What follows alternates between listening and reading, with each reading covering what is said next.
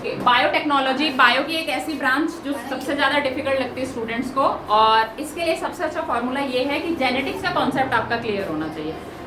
12th में ये 2 basic units हैं, जेनेटिक्स और बायोटेक, जो 32 मार्क्स की हैं। अब चीज़ ये है कि अगर आपकी जेनेटिक्स क्लियर है तो बायोटेक बहुत अच्छे से समझ आएगी। अब फर्स्ट थिंग, बायोटेक होता क्या है, जैसे हम लोग दही जमाने का काम करता है। अब आपको पता है कि जो दही है वो कैसे जमती है, बैक्टीरिया से, ठीक है। मेडिसिन कैसे बनती है, बैक्टीरिया से, एंटीबायोटिक्स बेसिकली, है ना, बैक्टीरिया से। तो ये सारी चीज़ें जिसमें हम माइक्रोब्स का यूज़ करके ह्यूमन सेक के लिए कोई टेक्नोलॉजी डेवलप करते हैं, ह्यूमन के बेनिफिट के लिए, उसको हम कहते हैं बायोटेक्नोलॉजी। समझ आ गई डेफिनेशन? यस, डेफिनेशन समझ आ गई बायोटेक्नोलॉजी की। मैं रिपीट कर देती हूँ। हम दही जमाते हैं बैक्टीरिया की हेल्प से, हम एंटीबायोटिक्स बनाते हैं बैक्टीरिया की हेल्प से, ऐसे बहुत सारे मतलब प्रोबायोटिक्स वगैरह जो होते हैं। अब इसमें हमने क्या किया, माइक्रोब को अपनी मदद के लिए डेवलप किया या टेक्नोलॉजी बनाई। तो ऐसी टेक्नोलॉजी जिसमें हम माइक्रोब का यूज़ करके डेवलप करते हैं, चाहे वो दही जमाने की हो टेक्नोलॉजी, जैसे अमूल की दही खट्टी क्यों नहीं होती है, क्योंकि अमूल की दही को एक परफेक्ट टेम्परेचर पे, परफेक्ट पीएच कंडीशन पे ही रखा जाता है। अब तुम्हारी दही भी क्या होता है, जैसे हमने घर पे दही जमाई है, क्या होता है, खट्टी हो जाती है, कभी अच्छी जम जाती है, कभी पानी आ जाता है। क्यों? क्योंकि हमारे जो रूम टेम्परेचर की अगर हम बात करें तो परफेक्ट नहीं होता कभी भी, लेकिन वो मशीनों के अंदर चल रही है, तो पीएच सारी कंडीशंस आर्टिफिशियली मेंटेन की जा रही है। समझ आ रहा है? आर्टिफिशियली, उसको हम कहते हैं बायोटेक्नोलॉजी। इसके अंदर आती है जेनेटिक इंजीनियरिंग, ठीक है। जेनेटिक इंजीनियरिंग के अंदर हम क्या करते हैं कि मैनिपुलेशन करते हैं। डीएनए पता है ना, बायोमोलिक्यूल्स में पढ़ा है आपने डीएनए, ठीक है।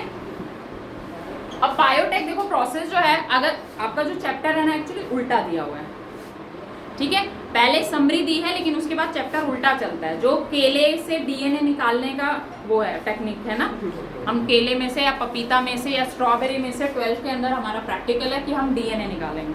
ऑल्दो डीएनए की पूरी जो इस तरह से डबल हेलिकल है वो नहीं निकालेंगे, वो तो आप आगे जाके निकाल सकते हैं। अगर साइंटिफिकेशन मशीन है तो हम कर सकते हैं, नहीं तो नहीं कर सकते हैं, ठीक है। तो उसमें एक ऐसा रिंग टाइप स्ट्रक्चर ही बनता है डीएनए का टेस्ट ट्यूब के अंदर, ठीक है। अब इस चैप्टर में मैं बता देती हूँ समरी टोटल, ताकि आपको अच्छे से समझ आ जाए।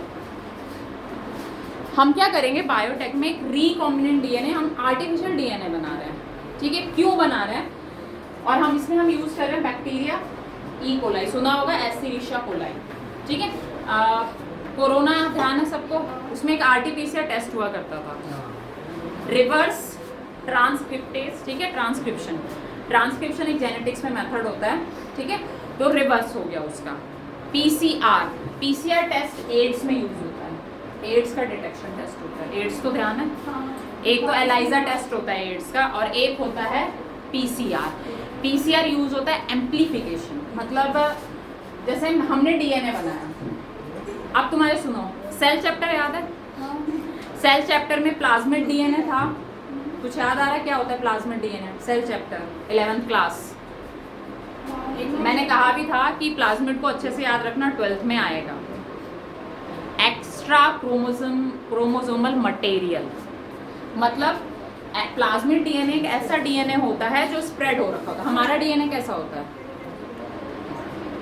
थ्रेड जैसा होता है ना, थ्रेड लाइक स्ट्रक्चर होता है।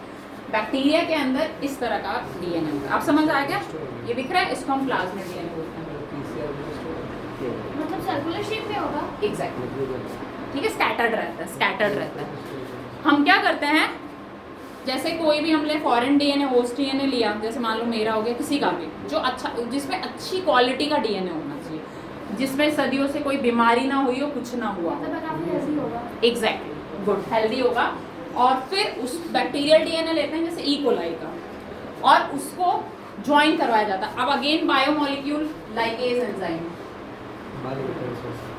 हाँ, आपने कहा था 12th में भी आया। एग्जैक्टली, ठीक है। ज्वाइन करवाने के लिए 12th में जगह जगह तुम इसी एंजाइम को पढ़ोगे, चाहे वो हमारी बॉडी के अंदर हो और या फिर बायोटेक के अंदर आर्टिफिशियल हो, ठीक है। हम इसको ज्वाइन करवा के हम डीएनए बनाते हैं आर्टिफिशियल। अब थोड़ा अंदाजा कि हम आर्टिफिशियल डीएनए बना क्यों रहे हैं, एनी आइडिया? डीएनए क्या काम करता है? मतलब वो हमारे पूरी बॉडी के रिकॉर्ड जैसे कि, ठीक है, इंफॉर्मेशन रखता है, गुड। और मतलब जिस जीन से वो बनता है उस जीन्स के अंदर जैसे हमारे स्किन के कलर्स, हमारे आई के कलर्स, ऐसे मतलब आप पूरे बॉडी का डीएनए से ही डिसाइड होता है। गुड। डीएनए कैरेक्टर्स को वेरिएशन भी लाता है और ट्रांसफर भी करता है ना। इसके अलावा ह्यूमंस में डीएनए में वेरिएशन, इवोल्यूशन आता है, डीएनए में ऐसे चेंजेस आते हैं। गुड। अब इसके अलावा डीएनए अगर म्यूटेशन हो जाए डीएनए में या क्रोमोसोम में तो डिसऑर्डर्स हो जाते हैं, ठीक है, चेंजेस, नेगेटिव चेंजेस, ठीक है।